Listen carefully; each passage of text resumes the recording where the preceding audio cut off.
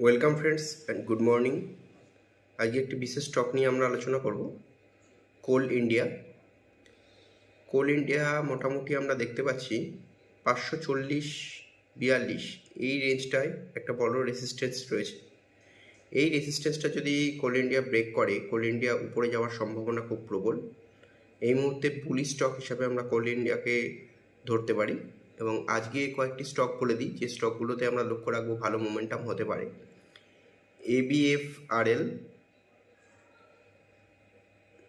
Torrent Pharma, Reliance, Pidilite, Naukri, MGL, Manappuram, M&M, India mart.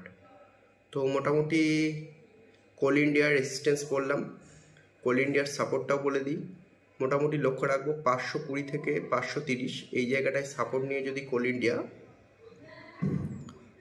একটা